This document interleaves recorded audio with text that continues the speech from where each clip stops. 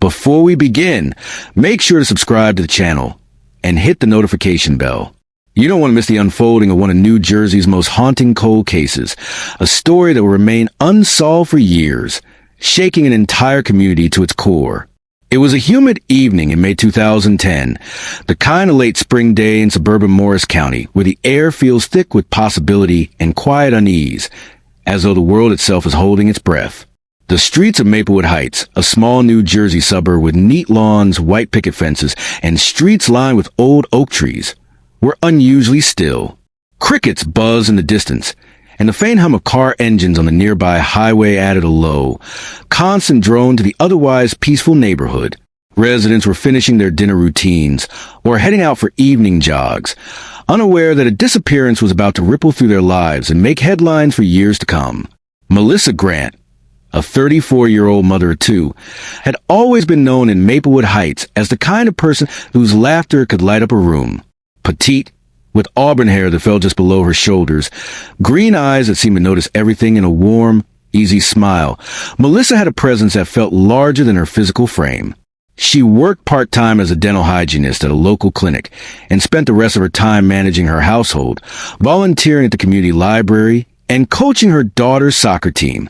Her friends describe her as meticulous yet spontaneous, a woman who could plan a week's worth of meals down to minute, but also surprise her family with impromptu weekend trips to the beach.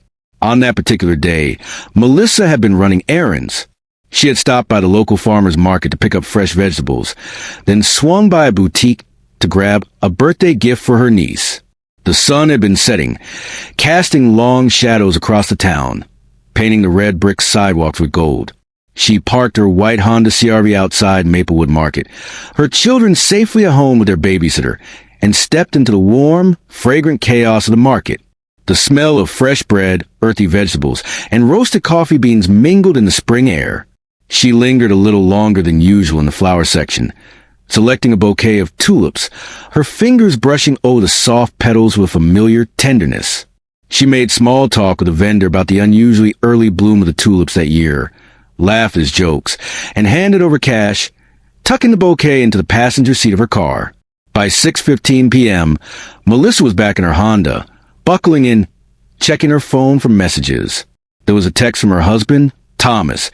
"Dinner's almost ready. Don't be late." She smiled, typing a quick reply. "On my way. Love you." She didn't notice the silver minivan that had lingered just beyond the market entrance, the tinted windows shielding the face of someone watching, waiting. The drive back home was short, only 10 minutes along winding roads lined with flowering dogwoods and the occasional chain-link fence surrounding private yards. Melissa hummed along to the radio, a soft pop ballad filling the car, her mind drifting to the evening ahead. She planned to help her children with homework, prepare dinner, and maybe squeeze in a short walk with the neighbor's dog. She never made it home. By 6:30 p.m., neighbors reported seeing her car parked in the driveway as usual, but there was no sign of Melissa stepping inside. Her husband, Thomas, first thought she might have gone back out to grab something from the store or take a call in the car. But when she hadn't returned by 7 p.m., a creeping worry began to set in. He called her phone straight to voicemail. He tried again. Still nothing. By 7:30, he was pacing the living room, heart hammering, calling close friends and family, asking if anyone had seen her. The air seemed heavier now, as if the suburban serenity had been pierced by an invisible tension. The first thought that crossed Thomas's mind, something that would make him gasp aloud, was unthinkable. Was she been taken? But deep down, he wanted to believe she had simply been delayed, that Melissa Grant, careful and conscientious, could not just vanish without a trace. As the minutes stretched into hours, the community of Maplewood Heights began to stir with a different energy, one that mixed confusion, fear, and disbelief. The smell of grilled dinners drifted from open windows, mingling with the damp scent of newly mown lawns, while inside homes, televisions flickered with news reports of a missing mother. By nightfall, police had been called, and the quiet suburb had transformed into a scene of controlled chaos. Detective Rachel Morgan was assigned to the case, a seasoned officer in her early 40s, with a sharp gaze that missed nothing and a voice that could calm panicked witnesses. She arrived at the Grant residence at 9 p.m. The street lamps cast pools of yellow light onto the neat sidewalks, and the soft rustled leaves created an eerie soundtrack to the evening's proceedings. Rachel immediately noticed the uneaten dinner, the open laptop still logged into a recipe website, and 2 backpacks lying untouched on the living room floor. Every detail screamed normalcy, and yet the absence of Melissa was deafening. She spoke with Thomas, who was pale, hands trembling, voice cracking with fear and frustration. "I don't understand," he said repeatedly, glancing at the clock on the wall. "She would never just leave. She wouldn't take the kids without telling me. She wouldn't." His voice faltered. Rachel gently interrupted, asking the exact times he last saw Melissa, her precise questions a thin tether pulling him back from a panic. She noted the details, the timeline, the little things. The text, the car in the driveway, the tulips on the seat, the hum-pop ballad on the radio. Outside, the night deepened. The scent of wet asphalt and freshly cut grass hung in the air. Officers canvassed the neighborhood, knocking on doors, questioning anyone who might have seen something. A few neighbors mentioned seeing a strange van near the market earlier. Others remember a man in a dark hoodie walking past a Honda, though their descriptions were vague. The first seeds of a chilling thought took root. This wasn't just a late-night delay. Something was wrong. And as the night grew colder, the first news crews arrived, their cameras casting bright lights over the Grant home. The subtle hum of electricity, the occasional bark of a dog, and the distant wail of sirens painted a surreal, cinematic picture of a peaceful neighborhood suddenly transformed into a stage for fear and speculation. Somewhere in the shadows, Detective Morgan couldn't shake the feeling that the answers would not be simple. By 11:30 p.m., the police had officially declared Melissa missing. Thomas sat on the living room couch, staring blankly at the unopened laptop, the bouquet of tulips now wilting in its vase. Detective Morgan left the house for a moment, stepping onto the porch to make a call to headquarters. She glanced around a quiet street, the lamplight flickering over the leafy sidewalks, and whispered to herself, "This one's going to be complicated." Little did anyone know, the complexities of this case would ripple through years of investigation, misleading leads, and cold trails before finally revealing a shocking truth that would shake the suburban town to its core. The early hours of May 6, 2010, in Maplewood Heights were restless. Streetlights flickered over dew-soaked lawns, and the occasional rustle of a nocturnal animal reminded the town that life persisted even amidst human turmoil. Inside the Grant home, Thomas sat rigid on the couch, a blanket draped awkwardly over his shoulders. He stared at the clock on the wall, its steady ticking an agonizing reminder of every minute Melissa remained unaccounted for. His fingers fidgeted, tapping the coffee table in a nervous rhythm. Every sound, the creak of the floorboards, the distant wail of a siren, the hum of a refrigerator, was amplified in the silence, each one a possible clue, a phantom whisper of her presence. Detective Rachel Morgan returned after a brief call to headquarters. She had requested immediate support. 9 units, additional patrol officers, and a neighborhood canvass. "We'll find her," she said, her voice steady, but inside, a knot of unease twisted tighter. She knew instinctively that missing persons cases, especially involving young mothers in suburban towns, often had layers of complexity that didn't reveal themselves overnight. Thomas recounted the evening, his voice a shaky mixture of panic and disbelief. "She went to the market, came home, and then she didn't come inside. I called, I waited, nothing. No messages, no sign." He paused, his hands trembling as he pushed back a lock of hair from his forehead. "She would never just vanish." Rachel nodded, jotting down every word. "Did anyone see her after she left the market? Did she have any plans?" Thomas shook his head. "No, she was just coming home. We had dinner planned, homework, bedtime. Nothing unusual." His eyes darted toward the tulips, now slightly wilted under the dim lamplight. Even the flowers, she'd never forget something like this. Outside, the first search parties mobilized. Local volunteers, neighbors, and police officers scoured streets, alleyways, and nearby parks. Flashlights cut through the night like slow-moving beacons. Officers checked homes and garages, questioned dog walkers and late-night joggers. Every shadow seemed suspicious, every whisper of movement in the wind a possible clue. The local media began to circulate the story early that morning. Flyers were printed with Melissa's photo, auburn hair framing her face, green eyes wide with life, a smile frozen in time. The tagline read, "Missing, Melissa Grant, 34, last seen May 5th in Maplewood Heights." Social media buzzed with neighbors sharing posts. And within hours, the story began spreading beyond the town's borders. At 8:30 a.m., a neighbor, Carla Jensen, called in with a report that would heighten concern. She claimed she had seen a silver minivan parked near the market around the time Melissa left. "I thought nothing of it at the time," she told officers. "But now, with her missing, I can't stop thinking about it. It stayed there for a long time, maybe 10 minutes. Then it drove off, slow, cautious." Rachel took down the details, but her gut instinct warned her. Early tips like this were often unreliable. People's memories distorted under stress, and the pressure of a missing person can make any mundane observation feel crucial. Still, every thread had to be pulled. By mid-morning, Thomas's parents arrived, their faces etched with worry and disbelief. His mother, Evelyn, clutched a folded handkerchief, her knuckles white. "Tommy," she whispered, "she'll be found. She has to be."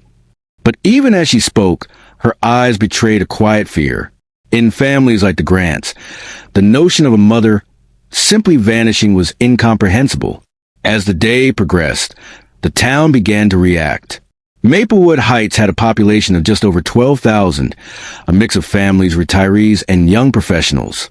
Life in the suburb was normally tranquil, predictable, the kind of place where everyone knew each other's children by name. Melissa's disappearance shattered that sense of safety. Coffee shops murmured with conversations about the case. Lawn services paused their work to listen to radios. And the local grocery store displayed a flyer by the entrance. Parents watched their children with a keener eye. Neighbors checked on one another, and a creeping tension filled the air like static before a storm. Detective Morgan set up a temporary command center in the local community hall, where the search efforts were coordinated. Volunteers were organized into teams. One would search the nearby woods and trails. Another would cover the streets. Another would focus on rivers and drainage areas. Helicopters were requested for aerial scans, but cloud cover threatened to delay the first sweep. Morgan, standing in the hall with maps pinned to the walls, felt the gravity of the situation pressing down. Every missing person case carried urgency, but mothers disappearing in quiet suburban streets were especially chilling. By noon, the first tip came in from a witness named Robert Lane, a delivery driver. "I saw a woman matching her description," he told investigators, "near the old train tracks at the edge of town. She looked worried, checked her phone a lot. Then a man in a dark hoodie walked past. She didn't see him. The details were vague, but Morgan knew that cold, fragmented recollections were common in early reports. Still, they had to be pursued. As hours turned into an anxious day, the town of Maplewood Heights was gripped by unease. Children asked teachers why their mothers might go missing, and at grocery stores, strangers whispered about the possibility of a stranger in the neighborhood.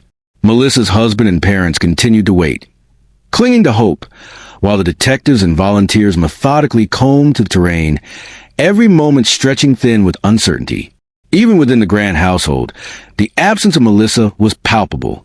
Her children, ages 7 and 9, had been kept with relatives for the day. When Thomas visited them, their questions pierced his heart. "Where's Mommy?" they asked repeatedly, the innocence in their voices clashing brutally with the grim reality. Thomas could only hug them, swallow the lump in his throat, and whisper reassurances he didn't truly feel. By late evening, the police had compiled dozens of leads. A neighborhood security camera caught glimpses of a silver minivan matching Carla Jensen's description near the market, but the footage was grainy, inconclusive. Witnesses' accounts were conflicting. Someone reported seeing a suspicious man near the park. Another claimed Melissa had been spotted driving her car away, alone. The multiplicity of possibilities only deepened the mystery. Detective Morgan sat in her car outside the Grant home that night, rain beginning to drizzle, creating a soft patter on the windshield. The air smelled of wet asphalt and damp leaves, sharp and metallic. She ran her hands through her hair, staring at the softly lit house. Somewhere inside, Thomas kept vigil, hoping for the impossible. Morgan's mind was racing. The evidence was minimal, the leads conflicting, and yet she sensed that within the fog of uncertainty lay the key to solving the case. She just didn't know it yet. And as the night deepened, the first whispers of suspicion began circulating through the town. Was Melissa's disappearance the work of a stranger? Someone she knew? Or something far darker, waiting just out of sight, ready to reveal itself in the most unimaginable way? The answers would not come easily, and the next days would see the town gripped by fear, false hope, and the first signs of a complex investigation that would last for years.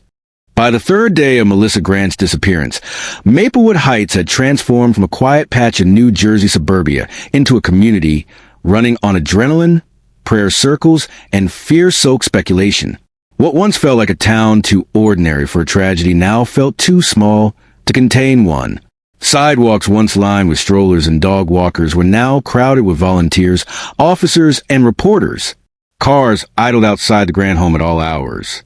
Porch lights stayed on late into the night, as if illuminating the darkness might somehow bring Melissa home. In the Grant living room, family members crowded together, their faces etched with exhaustion.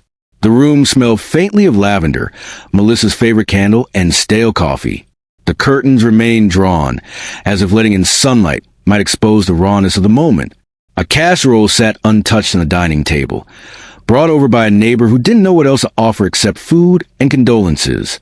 Thomas sat hunched on the edge of the couch, elbows on his knees, chin buried in his hands. His eyes were red, sleepless, haunted. Every so often, he would glance toward the front door, as if expecting Melissa to walk in with her familiar smile and a casual apology for worrying everyone. Her parents, Ruth and Gerald, sat side by side in armchairs, holding hands tightly, whispering brief words of faith and encouragement. Their stoic composure cracked only occasionally, when Ruth's voice quivered or Gerald's eyes filled with unspoken dread. Neighbors streamed in and out, offering support, hugs, homemade meals, and prayers. Each visitor carried a heavy mixture of sympathy and unease. For many, this was the first time they had faced the possibility of danger right outside their door. The illusion of safety in Maplewood Heights was slipping, and no one knew how to catch it. On the morning of May 8th, 2 days after Melissa vanished, the community held its first organized prayer vigil at St. Matthew's Church. The pews overflowed with residents, some standing in the aisles, others gathered outside, candles in hand. The scent of melting wax, the low murmur of prayers, and the soft creak of wooden pews created a somber chorus. Several people sobbed quietly. Others clutched their children tighter. Pastor Henderson, a kind man with silver hair and a calm voice, stepped forward.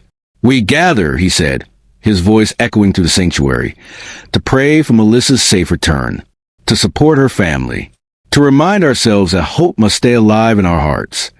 He paused. "Fear is real, but so is community. And this town, this family, will not face this in silence." The crowd nodded, eyes glistening. After the service, volunteers formed search groups, organizing themselves with surprising efficiency. Mothers carpooled to search the local parks. Teenagers combed through wooded areas near the high school trails, and retired veterans coordinated grid searches near the old freight station. People who barely knew Melissa found themselves walking miles, calling her name through echoing fields and empty culverts. "Melissa," they shouted. "Melissa, can you hear us?" Their voices carried through trees and across open fields, swallowed by the wind. Still, no trace. At the community hall, now functioning as the official search command center, Detective Rachel Morgan moved through a room buzzing with controlled chaos. Maps were spread across long folding tables. Pins marked key locations. The market, Melissa's home, the wooded areas, the train tracks, the old quarry. White boards with timelines, witness statements, and possible leads filled the walls. Officers moved in and out, reporting findings or dead ends. Volunteers lined up for instructions. Rachel's voice cut through the noise. "If anyone has footage from door cameras or dash cams from that evening, we need it. Any footage, even if you think it's irrelevant. Her tone was urgent but steady. Dozens of residents began uploading videos. Hours of footage to be reviewed frame by frame. Still no breakthrough. Inside the command center, Rachel monitored each new lead. She felt the weight of responsibility press down harder with each fruitless hour. She had handled missing person cases before, but something about this one gnawed at her. The neatness of Melissa's life. The suddenness of her disappearance. The eerie lack of evidence. "You okay, Rachel?" asked Officer Daniel Mercer, a longtime colleague. His gruff voice carried genuine concern. "No," she admitted quietly, "but we'll keep pushing." Community support soared, but so did whispers. Rumors floated freely among neighbors, some careless, some cruel. Suspicion began to settle like dust on every surface. Some whispered that Melissa had run away. Others muttered that she might have been having an affair. Some wondered if she had been taken by someone she knew, and a chilling few suggested something darker. "What, she's already gone?" These whispers reached the Grant family despite attempts to shield them. When Thomas overheard two volunteers doubting Melissa's fate, he stormed out of the house, pacing the front lawn until his mother coaxed him back inside. "Don't listen," she pleaded. "People talk when they're scared." But Thomas could not escape the gnawing question. What if they were right? On May 9th, the search took a new turn. A group of volunteers found something unusual near the old drainage creek behind Willow Bend Park. A piece of fabric tangled among the roots of a fallen tree. Light blue, torn, faint traces of dirt and water damage. It looked eerily similar to the blouse Melissa had been wearing in the market security footage. Rachel rushed to the scene, heart pounding. The fabric was collected, bagged, and sent for analysis. The volunteers stood in a tight cluster, their expressions a mix of fear and hope. "Do you think it's hers?" someone asked. Rachel didn't answer. Not yet. Word spread quickly through the neighborhood. Within hours, text messages and social media updates exploded. Possible evidence found. Police investigating. Could be Melissa's clothing. The discovery lifted hope for some and deepened terror for others. In the Grant household, Ruth clutched her rosary tightly and whispered, "Lord, please bring her back." That evening, a crowd gathered at the park's edge, though police quickly set up barricades to prevent contamination of the scene. Flashing lights flickered against tree trunks and rippling water. Officers scoured the area, collecting soil samples, checking for footprints, and examining any signs of disturbance along the creek bed. Thomas arrived as the officers were wrapping up their search. He stood several yards away, staring at the spot where the fabric was found, breathing hard. Detective Morgan approached him gently. "We don't know if it's hers," she said. "We'll run tests." His voice cracked, but it could be. The thought hung heavy between them. By the morning of May 10th, the community's energy had shifted. The initial adrenaline was fading, replaced by emotional exhaustion, but determination remained. Search parties continued. Fundraisers were organized. Flyers were handed out at every gas station, grocery store, and intersection. Everything seemed to be in motion, except the case itself. For Melissa's family, the days blended together, an endless cycle of waiting, hoping, fearing, praying.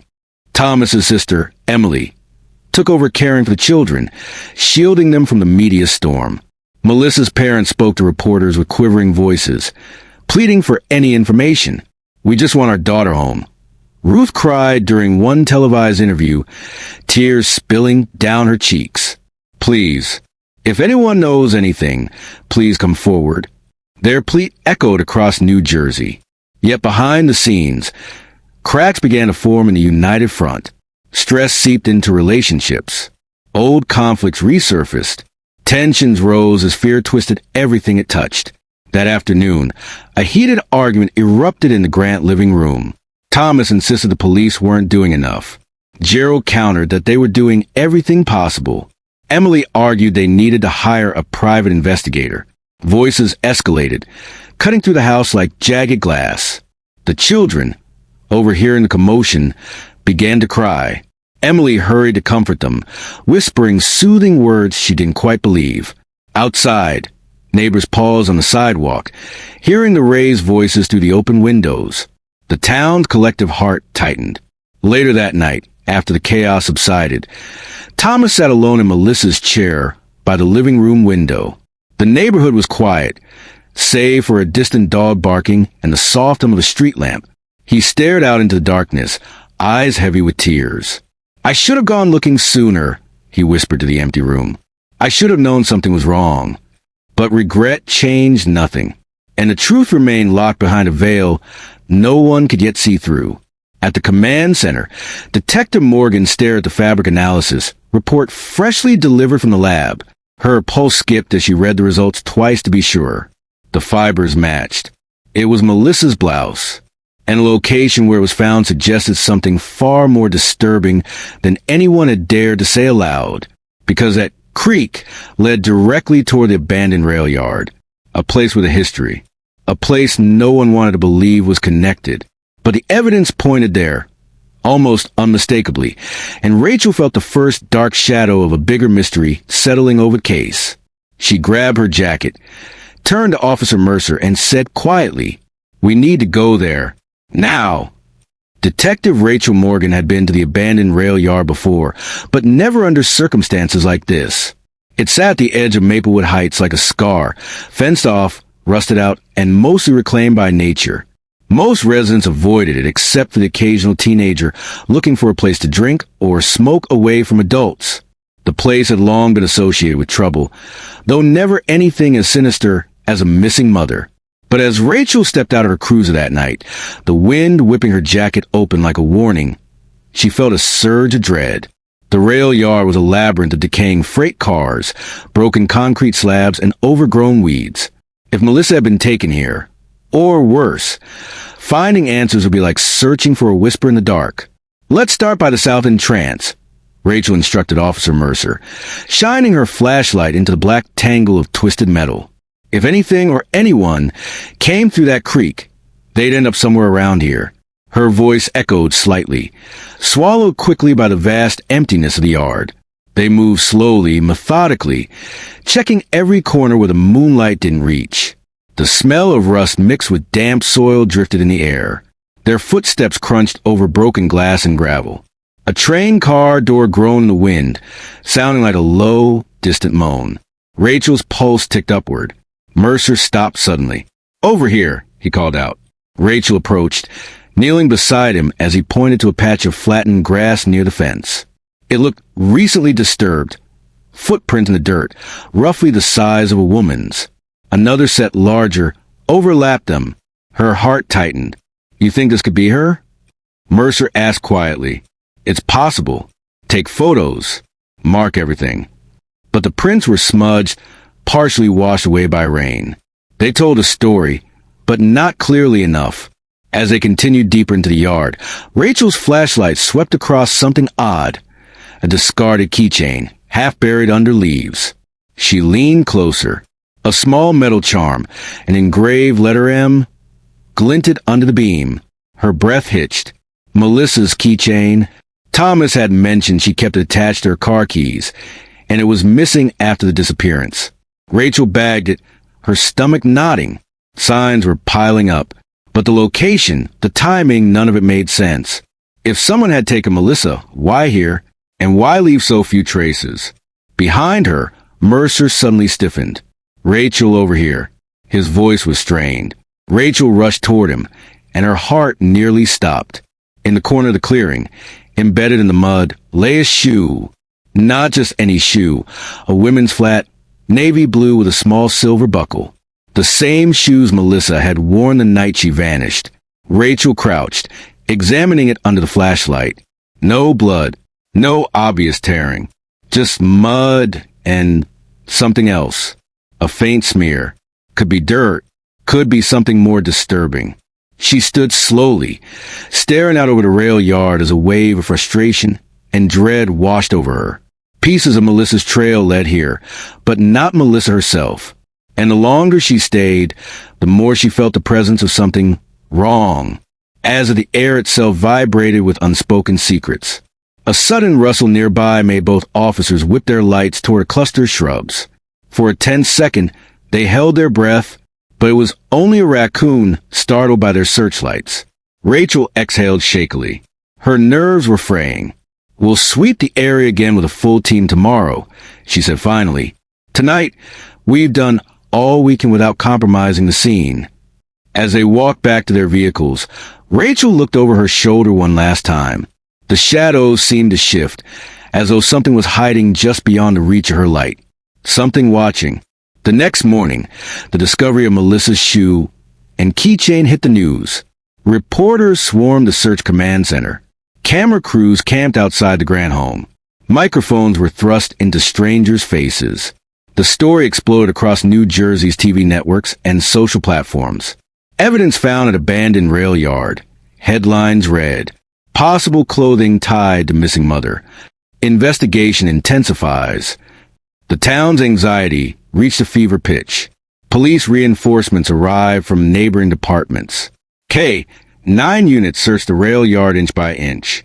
Officers sifted through debris, logs, soil, drainage grates, anything that might hold a clue. But after 48 hours of grueling work, nothing conclusive was found. No body, no clear sign of struggle, no confirmation that Melissa had been there alive or dead. Just eerie traces, like a ghost trail leading detectives into a black hole. Inside the Grant home, tension was reaching breaking point. Family members were exhausted, running on caffeine, fear, and desperate hope. Melissa's sister-in-law, Emily, began questioning every detail the evening Melissa disappeared. "Someone had to see something," she said repeatedly. She didn't just vanish, but frustration turned inward. Arguments erupted. Fear made tempers sharper. When a reporter implied a possibility of domestic involvement, the town buzzed with speculation that quickly reached Thomas. He slammed the door when he heard it. "I didn't do anything," he shouted, voice shaking. "Why would I ever hurt Melissa?" But suspicion, once seated, grew like wildfire. Even neighbors who sympathized whispered among themselves. He was the last to see her. He called late. Something doesn't add up. Detectives questioned him formally. Routine procedure, but painful nonetheless. Thomas recounted the events again and again. He broke down twice. "I loved her," he whispered, voice crumbling. "Please find her." Rachel believed he was telling the truth, but believing wasn't enough. She needed proof, one way or another. The investigation spiraled into a complex web of false leads. A jogger claimed he saw a woman matching Melissa's description near the old quarry. Officers searched the area. Nothing. A truck driver insisted he saw a silver minivan driving erratically the night she disappeared. They tracked down 3 similar vans. None connected to the case. A teenage boy said he had recorded strange noises behind the park that night, hinting at a possible abduction. The audio turned out to be raccoons fighting. Every lead felt promising at first, only to dissolve into another dead end. On May 15th, a full 10 days after her disappearance, the case hit its most painful low point yet. A passerby discovered a black tote bag near a retention pond behind a strip mall 2 towns over. Inside were personal items, tissues, a water bottle, and a phone charger. It resembled Melissa's bag, but under forensic analysis, it wasn't hers.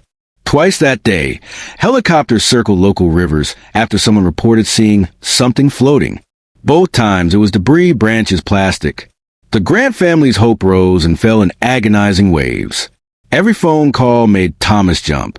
Every police cruiser in the neighborhood made his heart race. Every night, he replayed the last conversation he had with Melissa over and over like a broken record. Rachel felt the pressure weighing heavily on her shoulders. She returned to the rail yard, walking its quiet paths, reviewing evidence, retracing steps. Something about the case gnawed at her, a missing piece she couldn't articulate. "Maybe we're missing something simple," she murmured as she stood in the dim glow of her flashlight. "Something right in front of us." Then there was a mysterious silver minivan.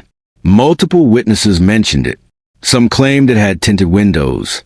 One said it was older, maybe early 2000s. Another swore the driver wore a baseball cap, but the tips conflicted so severely that they almost canceled each other out. Still, Rachel couldn't shake the feeling that the van mattered. On May 20th, a new lead emerged from an unexpected source. A local mechanic named Devin Ross, an introverted man in his mid-30s, walked into the police station with a guilty expression. I'm not sure if this is anything, he stammered, but I might have seen something the night she went missing. Rachel leaned forward. Go on. I work late sometimes. I was closing up the shop around 9 that night. I saw a van stop at the corner across the street. Old, maybe 2005 model. Silver. The driver sat there a long time, watching. Didn't buy anything. Didn't get out. Rachel's pulse quickened. Could you see him clearly? Not his face. But Devin swallowed. He had a bumper sticker. Bright yellow. Circular. I remember because it glowed under the streetlight. Do you remember what it said? Devin shook his head. Sorry, I just remember the color. Rachel thanked him and filed the tip. But something about his body language nagged at her. Was it fear? Nervousness? Or simply the pressure of talking to police? She couldn't be sure. But the bumper sticker detail was huge. A van like that couldn't be common. Officer Mercer tracked down registered silver vans in neighboring zip codes. 10 fit the approximate model. Only 2 had yellow circular stickers. One belonged to a pastor. The other to a man named Wayne Lockridge, age 48, a warehouse worker with a minor record for disorderly conduct. The name sent a chill down Rachel's spine, because she recognized it. Months earlier, Wayne had been questioned in a different disturbance case, a domestic complaint. Nothing came of it. His partner dropped the charges, but Rachel had remembered his unsettling demeanor. Now, he owned a van matching witness descriptions. She and Mercer drove to his listed address. The house was dark. The van, silver, older model, sat parked in the driveway. As Rachel approached, the hairs on her arms rose. A bumper sticker glowed faintly under the street lamp. Yellow. Circular. Rachel's breathing slowed. She exchanged a tense glance with Mercer. This is it, she whispered. But as she stepped closer, her flashlight beam landed on something else. Something far worse. Something sitting in the van's back seat, barely visible through the window. Her heart dropped, because it looked like... No, it couldn't be. She leaned in, pulse hammering. Whatever she saw inside that van would change the direction of the investigation completely, and reveal that the trail they'd been following was leading somewhere far darker than they ever imagined. The shift from active investigation to the slow crawl of a cold case never happens in a single moment. It sneaks in, first as doubt, then as fatigue, and finally as silence. For the investigators working Melissa Carter's disappearance, the silence arrived with a weight that settled over the case like a heavy winter snowfall, covering everything, every lead, every early theory, every hopeful tip, with a thick, suffocating numbness. It had been 11 months since Melissa vanished. 11 months of flyers curling in the rain on telephone poles. 11 months of interviews that led nowhere. 11 months of her daughters waking to an empty kitchen chair where their mother should have been. By the time the anniversary approached, even the most resilient neighbors stopped glancing over their fences, hoping to see her walk to the yard. Detective Reynolds sat at his desk in the Stoneberry Police Department's cramped investigative unit, flipping through the case binder he had practically memorized. The edges were worn soft from overuse, and tabs marked every section. Timeline, interviews, forensics, search logs. He had added so many sticky notes that the whole binder looked like a bristling neon hedgehog, and still, nothing inside it had ever spoken loudly enough to break the silence. That morning, he opened the section labeled evidence. There wasn't much. A few strands of hair collected from Melissa's hairbrush for comparison. Fibers from the driver's seat of her Ford Taurus. Soil samples from her yard and the wooded area behind Maple Ridge Elementary. A single gold earring found inside the car, one her sister Rebecca swore Melissa wore every day. And of course, the most baffling item of all, the grocery bag with a half-wilted lettuce and receipt timestamped just 15 minutes before Melissa allegedly pulled into her driveway. As far as evidence went, it was frustratingly ordinary. Still, Reynolds looked at each item again, as if staring long enough would reveal patterns he'd missed. There's always something, he muttered. The case doesn't go cold. People do. But cases also went cold when evidence refused to cooperate. Back in the early days of the investigation, the forensics team had worked methodically. They dusted Melissa's car inside and out. They swabbed for DNA on the steering wheel, the door handle, the interior controls. The lab found smudged fingerprints belonging to her husband, and traces of her daughters. Nothing unusual. No trace of an outsider. No foreign DNA. Not even a stray fiber that didn't belong. The passenger seat held an imprint, likely from a purse or bag, but no new trace evidence had been found there either. When Reynolds asked the girls whether Melissa ever let strangers ride with her, they shook their heads. Mom didn't like giving rides to people she didn't know, 10-year-old Clara said quietly. The forensics report had frustrated everyone. It suggested Melissa got home safely. It suggested she entered the house alone. And it suggested, infuriatingly, that she simply vanished into the air between the driveway and her living room, something that never made sense to anyone, least of all Reynolds. He slammed the case binder shut and rubbed the bridge of his nose. "There's something in there," he whispered. "We just don't see it yet." When a case grows cold, the community starts to move on even if they don't mean to. The flyers fade. The news coverage slows. The search volunteers return to their routines.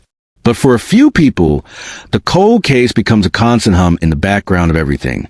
One of those people was Melissa's older sister, Rebecca Armstrong.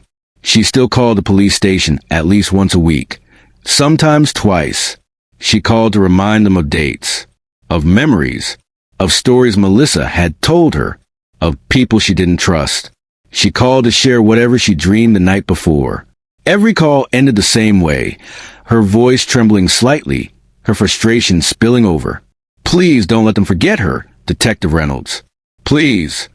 "I won't," he always said. And he meant it. But he also knew that meaning something and proving it were two different battles. The turning point for Rebecca came one cold February afternoon, 2 months before the 1-year mark. She drove to the police station, marched to the front door, and placed a thin manila envelope directly onto Reynolds' desk. "I need you to look at this," she said. "What is it?" "I didn't want to tell anyone this before. I thought maybe I was imagining it, but I'm not. The house, Melissa's house, someone has been in it, more than once." Reynolds stiffened. "What do you mean?" She opened the envelope and pulled out a series of photographs. They were taken on different days, over several weeks. He could tell by the dates stamped in the corner. The photos showed small things at first: a laundry basket out of place, a window that was closed one day and open the next, a kitchen drawer left askew. But the later photos showed something else entirely. A corner of Melissa's closet disturbed, a box of family letters moved, a bathroom cabinet left open with items slightly rearranged. "Do you lock the house when you leave?" Reynolds asked. "Every time," Rebecca said. "I double-check. I've changed the locks twice." "Has anything been taken?" "No," she said, "but someone has gone through things. Someone was looking." "Looking for what?" "I don't know," she whispered, her voice cracking. "But someone thinks there's something in that house." Reynolds took the photos to the forensic team. They dusted for prints. They examined every window and lock. But whoever had been in the house knew exactly how to avoid leaving evidence. Or they knew the house well enough that their fingerprints wouldn't be considered suspicious. Nothing usable turned up. Not a single actionable lead. The case returned to silence. By the summer of 2011, the Carter case was officially designated inactive, though Reynolds refused to call it that in front of the family. City budget constraints pulled him on to new assignments. Without new evidence, there was little he could do but revisit old interviews and search logs. The case file grew heavier, but not smarter. Still, Melissa's name never left his thoughts. The night before the anniversary of her disappearance, he returned to the car one more time. Not physically, but in the reports. He reread everything, retraced every theory. Was the scene staged? Had Melissa left willingly? Had someone forced her to pull into the driveway without leaving a trace? As he pored through those pages, one detail suddenly caught his eye. Something he had written himself. A small note, barely noticeable. Tire marks approximate 7 foot behind vehicle. Possible secondary car? Inconclusive. Weather compromised. He froze. The tire marks. They were faint, barely photographed before the rain washed them away. The early assumption was that they belonged to Samuel's car. He parked behind Melissa, frequently when they juggled schedules. But that day, Samuel wasn't home until hours later. Reynolds flipped through the timeline. Samuel had been at work until 5:17 p.m. Melissa got home at 4:42 p.m. The detectives had assumed the tire marks predated her return or were unrelated. But what if they weren't? He focused on the measurement in the report. 7 feet behind, slightly angled, a partial tread imprint of a tire with a missing outer groove. That wasn't standard wear. That was deliberate. He pushed away from his desk so quickly that his chair rolled back and hit the wall. What if we had the second car the whole time, he whispered, but without a full cast, without clear photos, without preserved evidence. He had no way to confirm it. Still, something had shifted. For the first time in months, the silence around the case cracked, just slightly, and then something happened that pushed the case into its deepest freeze yet. In October 2011, 6 months after the house break-ins and 15 months after Melissa's disappearance, the forensic labs in Trenton suffered a devastating storage failure. Temperature control malfunction. Biological samples compromised. It affected dozens of open cases, including Melissa's, her hair comparison samples, the trace fibers from the car, the soil samples. They were no longer viable. The earring could be tested for DNA, but without a baseline profile to compare to, the likelihood of a useful match diminished. The official notice arrived on Reynolds' desk with a bold header, Sample Degradation Event. He slammed his fist against the table in frustration. The cold case had just gotten colder. Stoneberry moved on. The neighborhood kids grew up. Samuel remarried 2 years later to a woman named Lindsay. The daughters, Emily and Clara, remained quiet, withdrawn, shadows of the cheerful girls their mother once dropped off at school every morning. The town still whispered Melissa's name occasionally, but even those whispers faded as time passed.